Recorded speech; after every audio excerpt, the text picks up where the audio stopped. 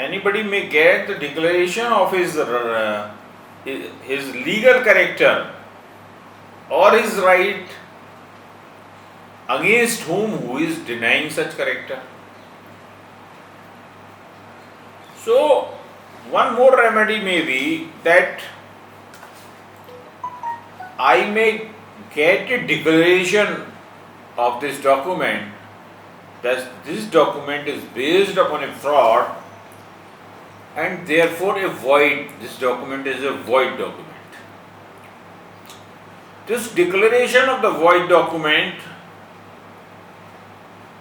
will be equivalent to the cancellation of the document. If in cancellation of the document is cancelled, no effect. When law declares a document to be void, it becomes a void document from its inception, no legal effect.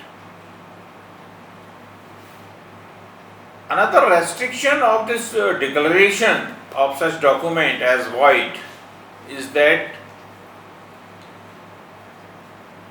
plaintiff must seek a consequential relief. If consequential relief has not been sought, no decree can be granted. Suppose plaintiff also seeks a consequential remedy, that this document is be declared void and defendant who is denying it or who is doing anything on the basis of this document be restrained from doing so. Consequential relief is also sought. So you fulfill the requirement of declaratory decree, now it can be granted. The cancellation can also be granted. So document is one, reliefs are two, and both the reliefs are within legal limits and both can be granted. And both are having the same effect. Now, which should be opted for? किसको हम चुने? तो देखिए technically तो it is a case for cancellation of instrument and court fees payable on such document would be the amount mentioned as sale consideration. You have to pay the court fees. In case of declaration with injunction, some rulings of the different high courts are there that land is agricultural one. So it can be valued on the basis of the payable land revenue.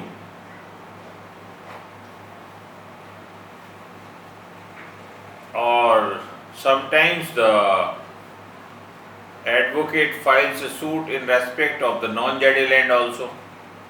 But he seeks relief of the declaration with injunction, not the cancellation deliberately. Why? Because if he will seek cancellation relief, he will have to pay the huge court fees. But if he will seek the declaration come injunction, then he will be required to pay a very small portion of the fees. So in order to save the court fees, the advocates usually file this declaration cum injunction suit in respect of a document. Sometimes they give some rulings, sometimes they don't give rulings. In courts, what happened? Issue is framed of suit valuation. It is decided on the last moment. Keep it pending. Though it should have been decided at the early stage, but at the initial stage, till the defendant comes and brings all these facts to the notice of the court, they gets injunction and their purpose is completed. But a smart judge will finish this such type of suit at its inception, because always there is a Munsirim report regarding the valuation, and Munsims not if not properly reporting that what is the relief and what should be the court fees, then court will not hear the suit and first decide the valuation as per the relief claimed and pay the court fee, and then come to the court and then hear the parties and proceed with the suit. So it is a grey area in practice. Different type of practice in different districts, high courts, no uniformity is there. So you must know the same relief in two different ways how can be claimed. You can also call it the skills of an advocate, how he molds his relief of cancellation to the relief of declaration cum injunction, and sometimes or most of the times they get success, the suit is decreed. So, but the result would be the loss to the state exchequer.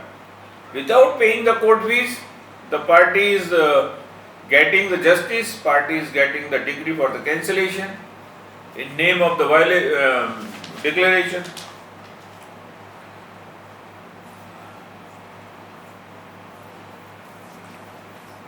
So, I also covered section 34.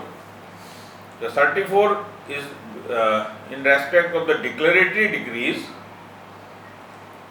legal character, right as to any property, anybody is denying, he can claim for the declaration of his right, but the proviso makes it clear that no declaration shall be made unless a further relief or a consequential relief has been claimed.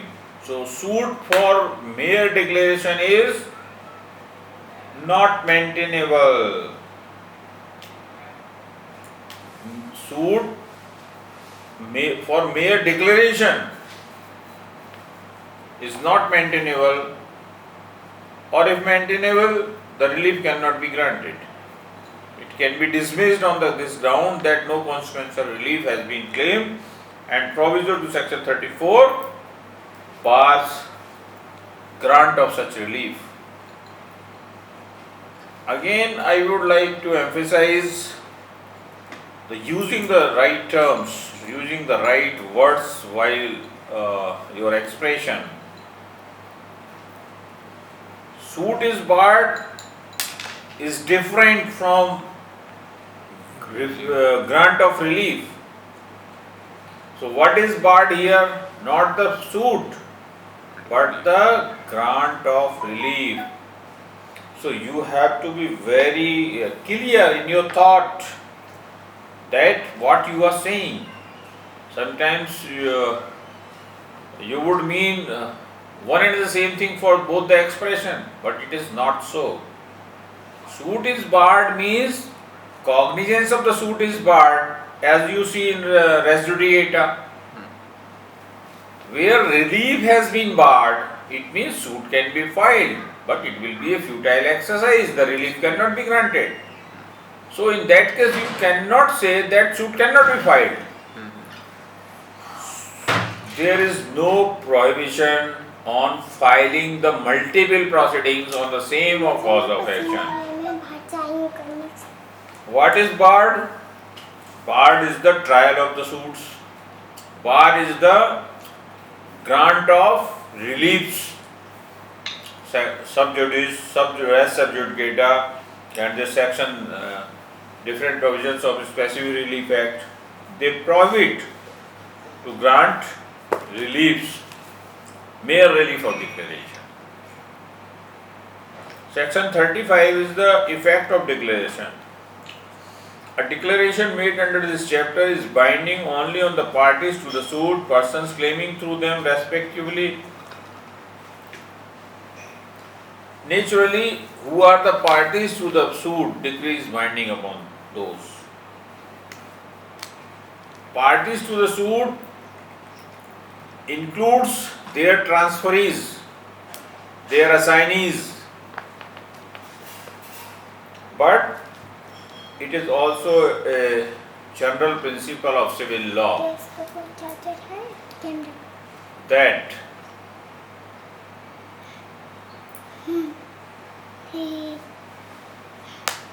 हट जाइए please